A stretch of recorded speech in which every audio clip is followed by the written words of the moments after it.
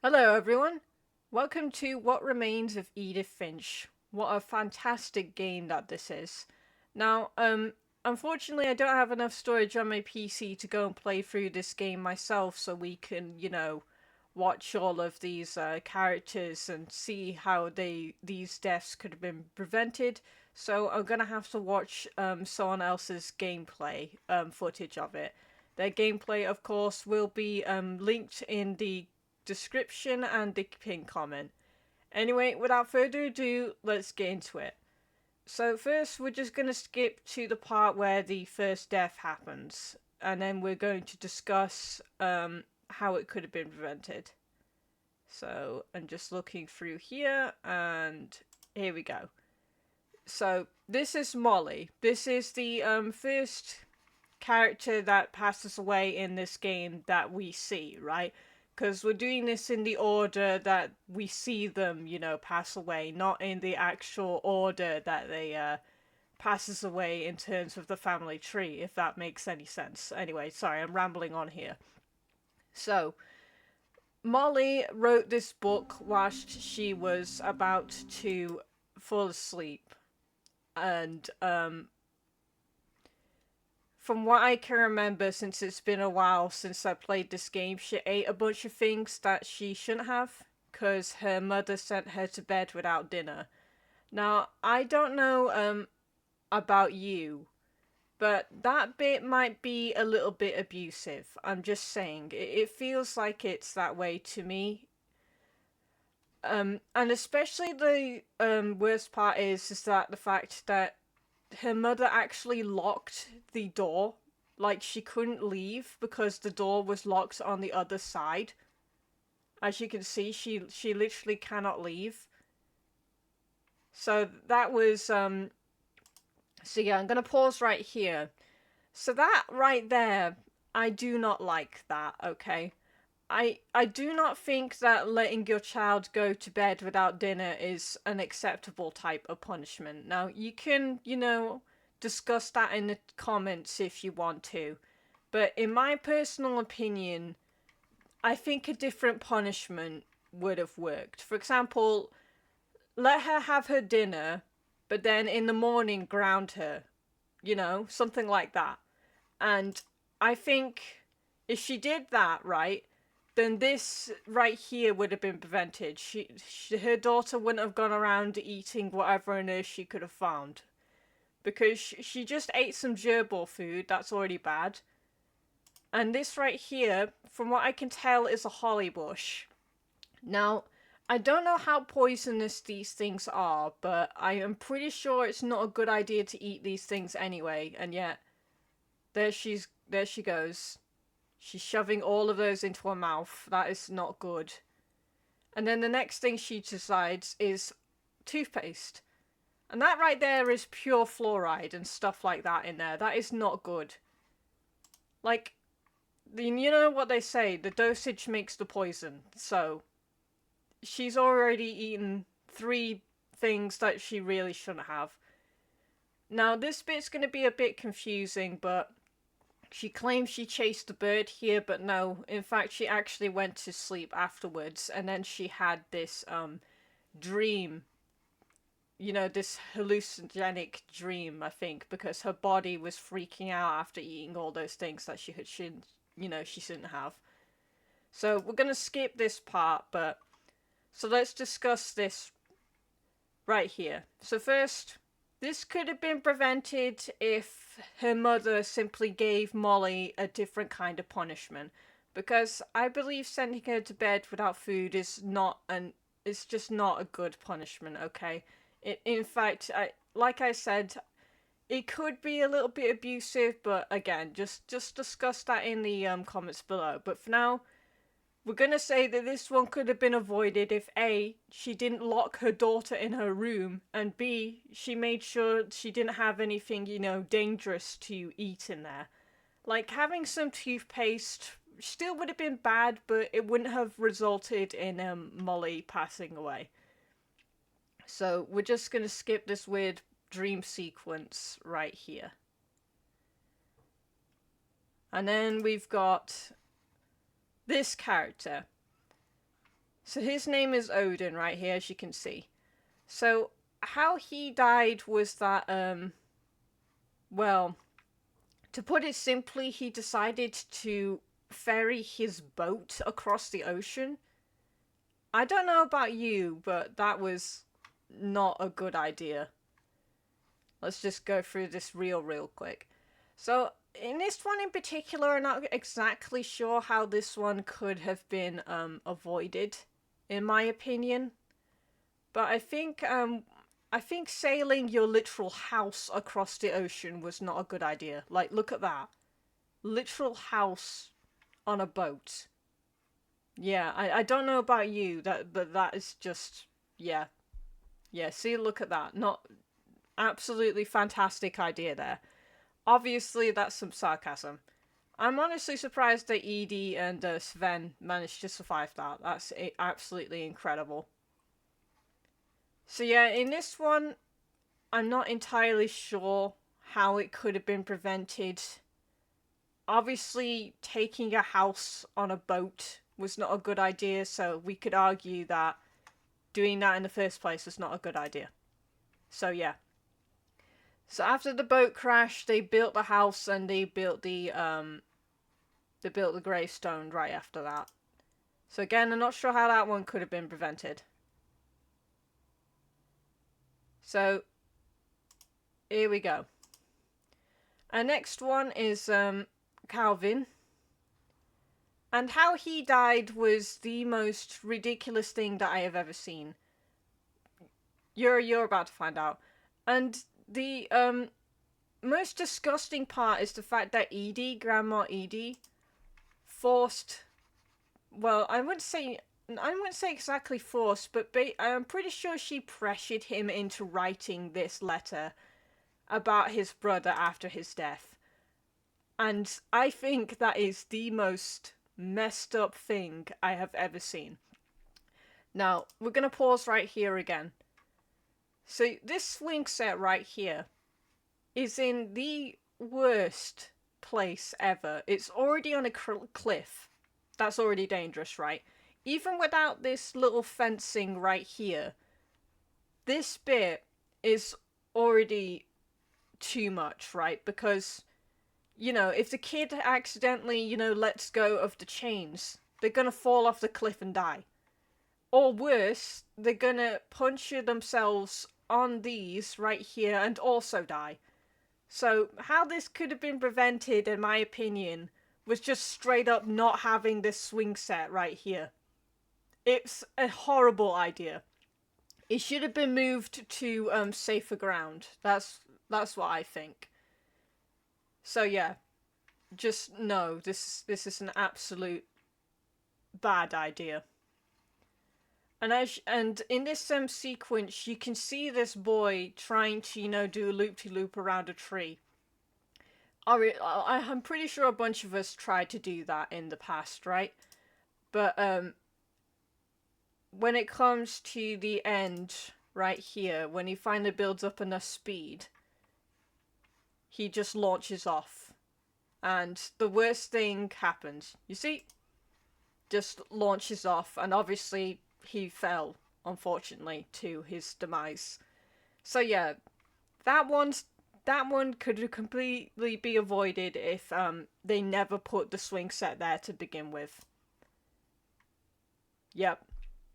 And obviously, Edie also gets more negative points by making his brother write this little memorial letter for him. So yeah, absolutely horrible what she did. And also, that in question. Now, this one is another bizarre one because she basically wrote her she told this story about her daughter dying by monsters, but obviously nothing that happens in this book is true except one scene where you twist the music box and it opens up a secret door. Oh no, not a secret door, sorry. The wind up thing pops out and it reveals to be a key, and that's how you get into the basement. That's the only thing that's true. And that's because Grandma Edie knows that it's true. Anyway, enough of me yapping. Let me get into this comic book here. So, I firmly believe that this guy right here, which is his boyfriend, which is her boyfriend, sorry.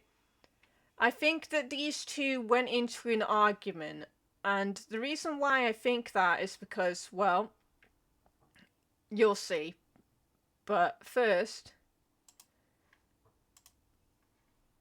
let me show you the wind-up box. You see this thing right here?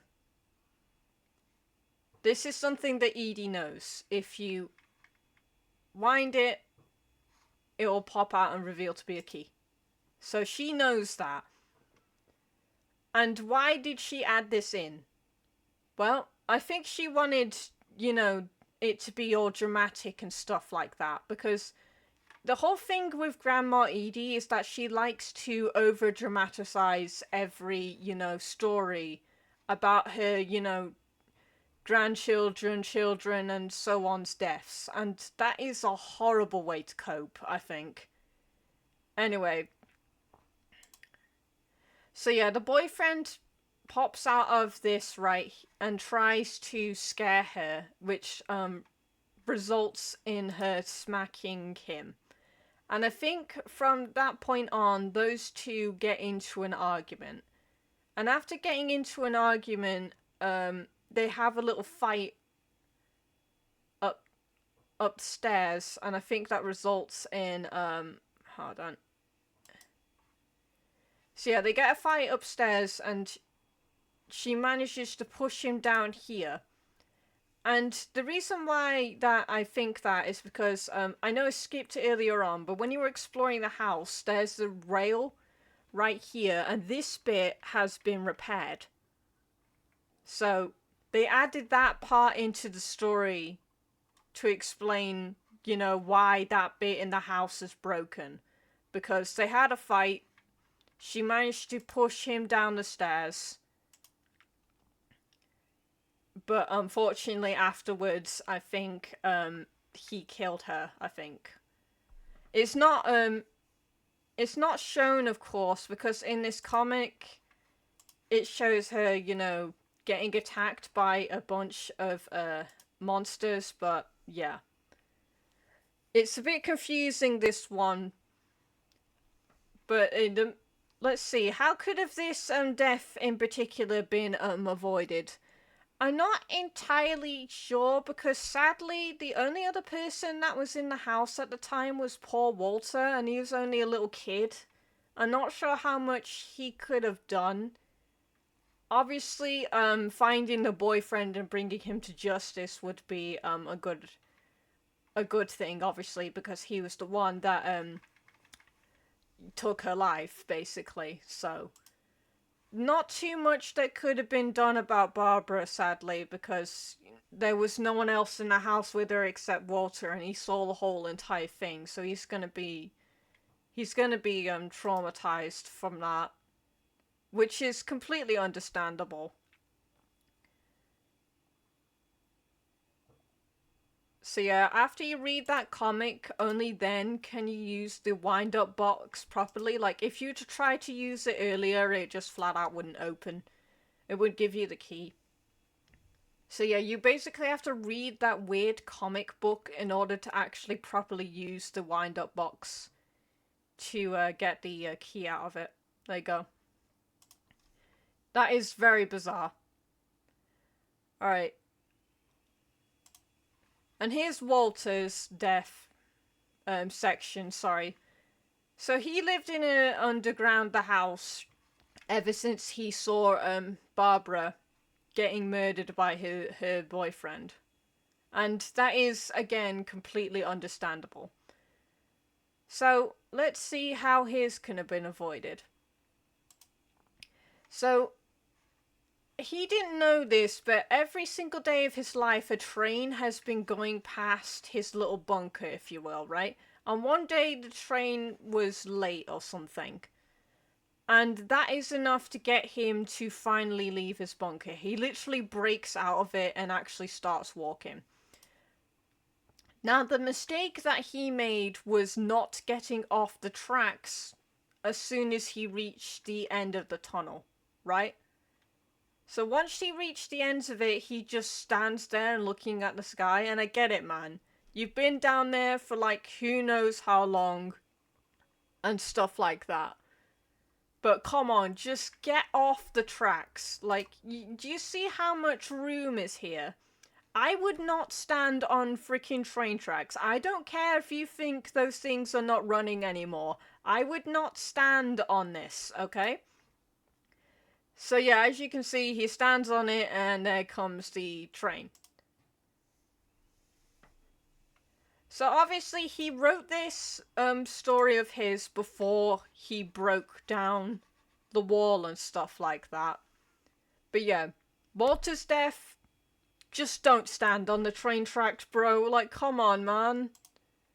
You could have lived for so much longer if you just didn't stand on those train tracks.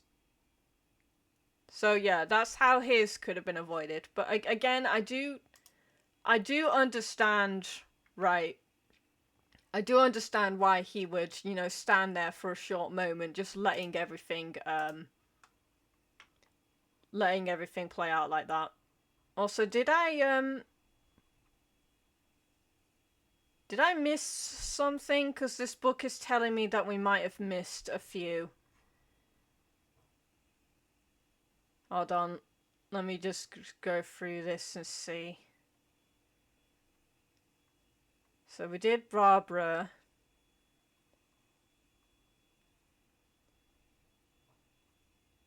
Then we went down and did Walter. So, how did I miss a few? Oh dear. Sorry, that is the consequence of not being able to do this myself. Otherwise, we would have, you know, gone through everything in the correct order. But it seems like I've missed something, so I'm just gonna make sure I'm not missing anything. It doesn't look like I am, but if I do, I'll discuss how these two could have been avoided. But for now, let's just keep going. Let's see what the next one's going to be. Alright. So this is the hunting trip one. I forgot who this guy was called. Sam. So this is Sam. We're about to witness Sam's demise. So he went on a hunting trip. That's cute. And the mistake that he made was making sure that the deer right here was not actually dead, right? So he sets up his thing, he walks on over to Dawn. This is Dawn, by the way. And he doesn't check, right? He just naturally assumes that the deer is still, you know, just down. And Dawn knows that it's still alive. And then, yup. So, yeah. Yeah, that is very bad. So here's right here, easy one. Actually make sure that the hunt, the, sorry, whatever you call this, sorry, I'm not into, hunting. But basically, make sure that whatever you take down is actually not moving anymore.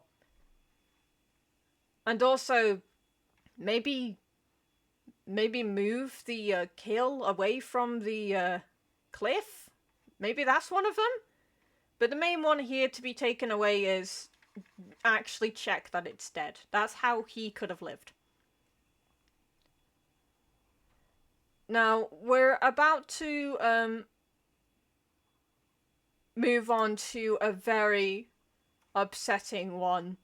So I'll warn you again, this is a death of an infant. So if you feel like this may, you know, upset you, then please click off this video now. But this one is, well, another really dumb one. Let's see. So basically, she put the baby in a tub and was about to take her out, but then she got a phone call, right? And so that prevented her. Yeah, so she comes back, takes it out, right? And then she gets a phone call from someone else. Yeah, even he says he shouldn't have called. But the thing is, though, what's more important here? Your child or a phone call? I don't know about you, but the first thing that I would do is say to the person on the other line, sorry, I'm taking care of my kid, I'm going to put you on hold. Then take the child out of the bathtub so it can't, mess around with the water and stuff. Because what happens next is truly upsetting. But yeah, that's what I would do. I would take the kid out of the bathtub, make sure he's safe, put him in a safe area, and then resume the phone call. So that is how this one could have been avoided. Because as you can see, he manages to turn back on the tap, and it slowly fills back up with water. And yeah, I'm not gonna play out the rest of this, because even I think that it's really sad and upsetting. But yeah, that's how this one could have been prevented. Just don't leave your child in the bathtub like that, okay? You just don't do it. Horrible idea. Also, hold on a second. Didn't we just see that page already been drawn in? Is this his second playthrough? I think this is his second playthrough, because on the first playthrough, none of these would be drawn in until you already did the story. Right, okay, that is very bizarre. I'm not gonna get used to that. Alright, anyway, next up is Gus. Let's see how this tragedy could have been avoided. Okay. So they're at a wedding and he's flying his kite. So far, everything is fine, right? I don't see any problems with this. He's just chilling, having fun with his kite. But let's see. From what I can tell, it looks like a storm is about to come. Yeah, there you go. It's raining and stuff like that. And the wind is now actually picking up chairs and stuff. Yeah, I think right there, as soon as the storm started picking up mother frickin' chairs, I would go out there and grab that child and move them to safety. I don't care if it would make them hate me afterwards for a little while. I'd rather have them in a safe area and alive than flying their kite out in a freaking storm. That's what I would do. Because if this storm is so powerful that it's picking up chairs, tables, and everything else, I do not want to see anyone out in that. Absolutely. Like, look at this. Now, you may think it was the storm that killed him, but it actually wasn't.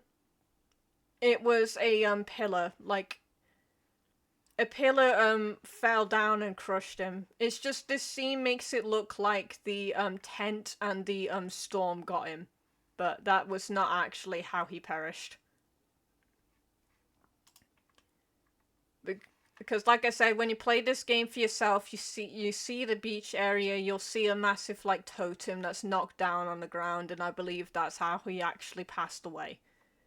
So this one, like I said, as soon as the storm picked up, I would have taken Gus out of there. I'm not letting him fly that kite anymore. I do not care. He's not doing it anymore. Right, let's see.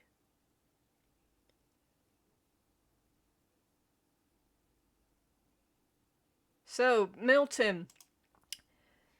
So Milton right here didn't actually pass away in this game. He just vanished. Like, no one knows where he is.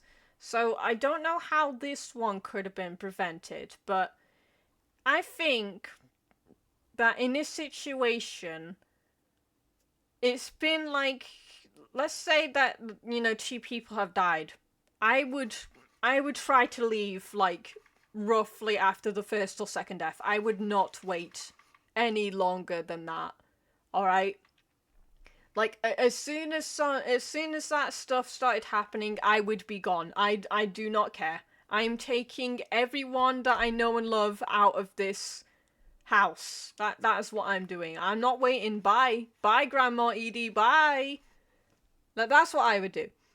And I think that would have prevented Milton from disappearing. Also, Milton's disappearance is just a nice little way to tie in the unfinished swan. Like if you played the game, you would recognize this little reference right here. What are you doing, my guy? Wow.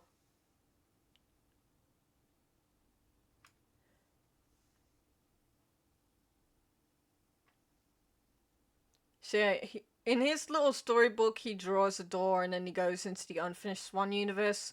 But that would imply that magic exists. But obviously, he just vanished, and no one knows where he went. But as I will reiterate earlier, as soon as the first few deaths happen in this house, I would not stay there. I would be gone. And I think that's how his could have been prevented. So, Lewis. Oh, God. Lewis. So, at this point, I would definitely recommend that you play this game because Lewis's section is so beautiful but also so haunting at the same time. So yeah, go ahead and play it, all right? And then come back to this. But here we go. So his death. So his mother did 2 good things here. She gave him a job away from the house, and she also got him a therapist. Excellent. Fantastic. However, her mistake was that she gave him a job so monotonous, so boring, that his mind literally began to wander. Like, as you can see, yep, there you go. His mind is beginning to wander. He's picturing stuff, and his therapist is, talking to him about it, which is good, right? Which is good. He's talking about his problems. But if I do have any therapists out here, would you say that this is a red flag? Is this like a red flag at this point? Because as it goes on, his imagination progressively gets worse. And what I mean worse is I mean better. Like, look at this. His job is so boring and monotonous that his imagination is getting really strong. So strong, in fact, that it keeps bleeding outwards. It's taking up more of his vision. He's like slowly forgetting reality. And yeah, this is massive, another red flag right here. I would definitely take him away from the job at that point if his imagination is bleeding out like this. And his therapist keeps, asking him about this stuff. But like I said, I'm not a therapist myself, so I don't know if this right here would be seen as a red flag. But in my opinion, yeah, there you go. He no longer spoke at Cannery. Again, another red flag. You need to get him out. Yeah, who cares if his shopping is reliable? Just get him out of there. Oh god, I do not like this. Yep. So, he's fully aware that it's in his imagination, okay? But still, he keeps going. And as you can see, the longer he keeps going, the more his imagination completely takes over. You can't even see reality anymore. Like, you can see the fish coming in, and that, and that constantly breaks the illusion, right? It's the only constant that he has left now. But yeah, this is gonna be really hard. The next bit is gonna be so bad. So as you can see, he's still at the job late hours when everyone else is gone. He's in a trance right now. Look at that.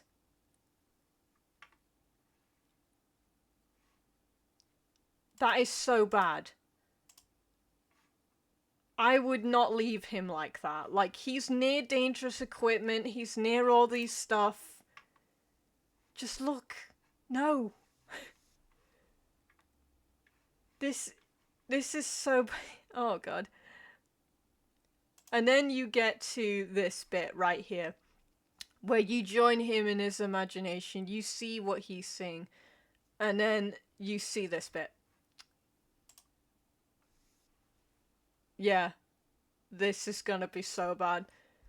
So, I don't know if you noticed this, but this mother flipping thing right here, shaped like a guillotine. You wanna know what's gonna happen next? Yep. And slice. So, I think at that point, with all of those red flags, with all of that stuff, the way that his death could have been prevented right here was taking him out as soon as he started drifting. Like, as soon as his therapist was telling you about all of these issues, you should have taken him out of that dangerous job immediately. But apparently, she didn't, and that resulted in him no longer being able to tell, fiction from reality, and yeah. And she did do some good. I will give her that, okay? She did try. But with all of these other previous stories that I heard, with this boring job that he's in, combine all of that together, and this was pretty much inedible. And I hate to say that. But yeah. That is how you could have prevented him from, passing away, by basically not doing all of the, like, again, sorry if I'm losing my train of thought here. That section gets me every time. But yeah, just don't give him a job so boring that his mind literally breaks on itself. And no one, did no one notice that? Honestly, I could rant about Lewis's death all day, but I'm gonna move on now. So the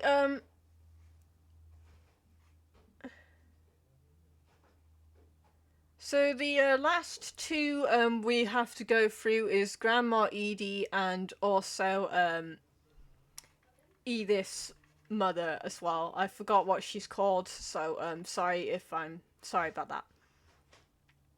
So how could those two have been prevented? Well, to put it simply, you couldn't prevent those two at that point. It was way too late. There's already been all of these deaths in the family. Grandma Edie was already on death's door. And as for the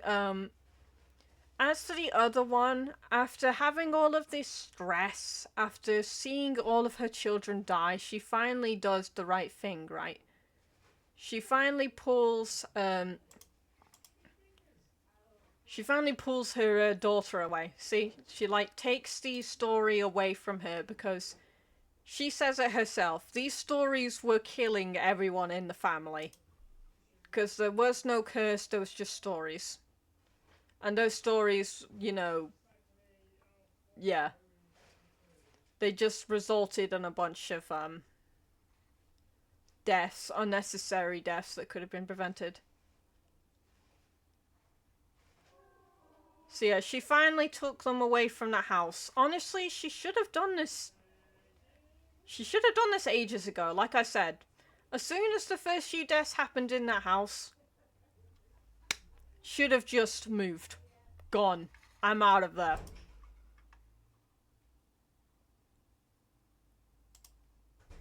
So yeah, her name is Dawn, got it.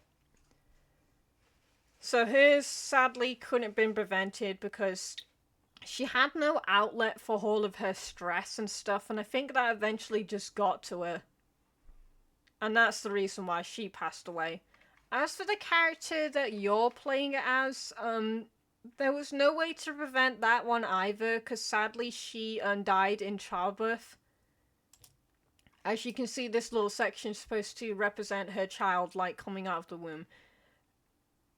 I didn't mention that part, but your character was pregnant the entire time she was walking around and doing all of this climbing, so maybe that wasn't a good idea.